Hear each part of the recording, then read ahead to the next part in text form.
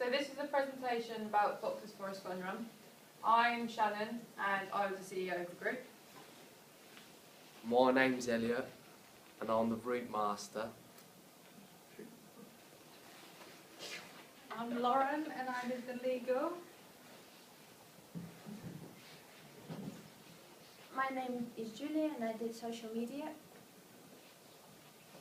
Hi, I'm Sarisa and I was doing the financial side and other little bits. I'm Georgina and I was doing market research. So our event was a 5k fun run to raise money and awareness for Help the Heroes. We held it on Wednesday 26th of March, and this is because during college that's the enterprise side of things, so we knew most of the students would be free to hopefully participate. We did it at 2:30 because that's the time after lunch when everyone's ready to go. We started off at Hybrid College outside on the green, and then the route ran around FOXES Forest in Cosham. We're a group of 6. And we organised the event as part of our business assignment as events management. We were originally discussing different ideas on what we could do for the event, and the 5k fun run to raise money for charity seemed like a good idea because it was for a good cause. We chose to do a fun run because we all thought it would be an interesting event to hold.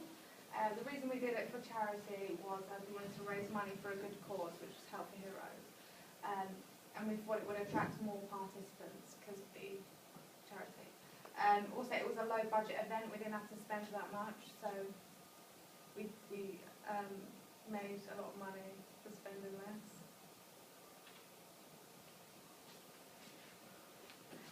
What we do differently, we'd advertise sooner. We advertised late at the end of the run, which made less people come and participate, so we'd get that done quicker. For fuck's sake. We'd have less organisers because we had too many people, which less communication.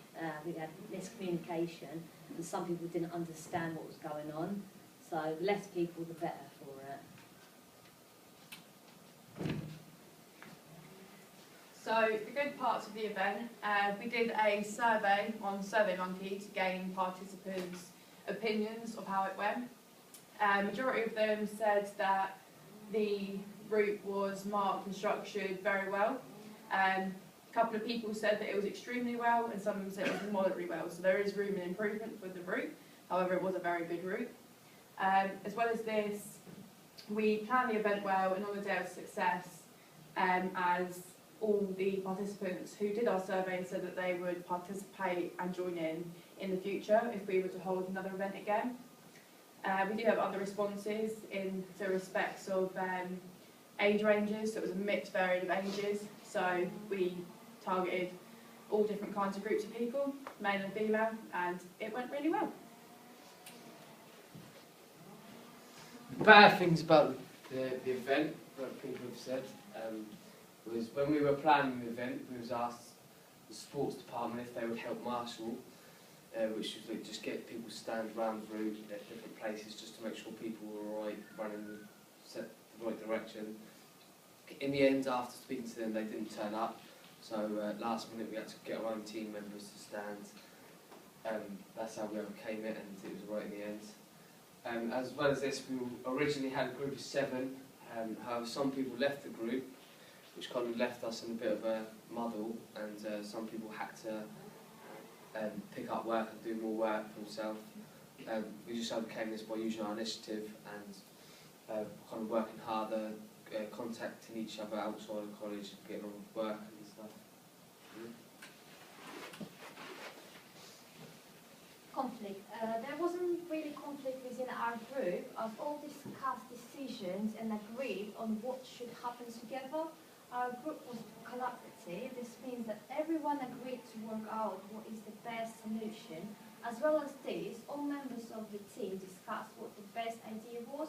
At the beginning, we had one little conflict when we just started going to meetings with Barbara. Some people were missing, and then they were complaining that we didn't let them know about the meetings, but we solved it very well, so and it didn't happen again. Issues we came across in our event. An issue that we came across was our communication with Help for Heroes, and this is because we couldn't get hold of them through emails when we called them. Then we called them and arranged with merchandise. If we were to hold the event again, we'd call the charity directly instead of contacting through emails.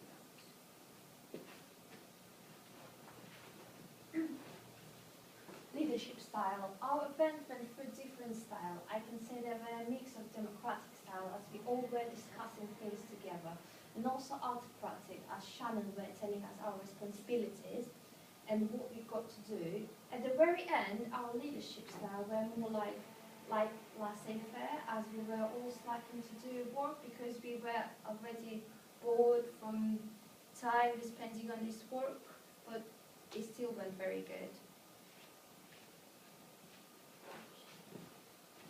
Planning of our FOXES Forest Farmland. There was a lot of planning that needed to be carried out in order to be able to hold the event, and this included the location of the event, which was FOXES Forest, just down the road from our college, getting permission from the council, getting permission from the college, which was Barbara, health and safety regulations, advertisement and communication with participants. Each of us fitted into a Belbin style. I was a team worker and specialist. This was because I checked the resources and needed to know how much it would cost. Julia was a team worker and specialist. Her main role was advertisement on social networking, and this is because she was good with computers. As well as this, she was in charge of making the posters. Lauren was a plant. This is because she helped everyone when they needed it and was there to marshal the event. Elliot was a specialist. This is because he was the role of to organise the route and to check the route for health and safety risks on a day. Georgina was a plant as well. Her roles changed as she was meant to make the poster, but Julia took over that role, and Georgina just helped out here and there and marshalled on the day. And Shannon was our CEO and also a coordinator. Her main role was communication and put structure into organising the event. Part of the programme of the day, this is kind of what we've done throughout the day. Around about 12:30 we start setting up the route and the stalls for the day, which means we set up the signs in the forest just to make sure everyone was able to get around the forest all right, so making sure the arrows were in the right way. At about 1:30 we've got the first aiders, the back markers, the marshals and others, got them to arrive so we can kind of brief them on the health and safety before the competitors came, so they could be prepared to go to their designated places and that. Competitors were arriving around 1:45, 2:15.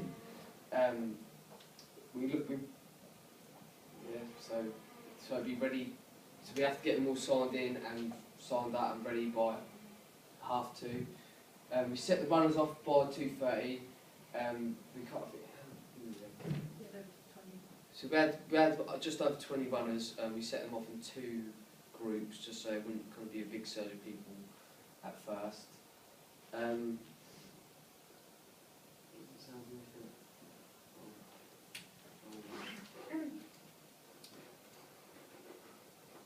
Technical difficulties,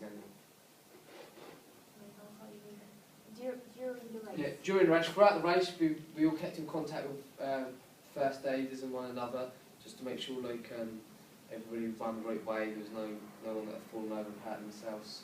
Luckily, no one did. At the end of the race, everyone kind of finished the race by 4 o'clock. They didn't. They finished probably around about an hour, by 3:30. Guys all finished fine.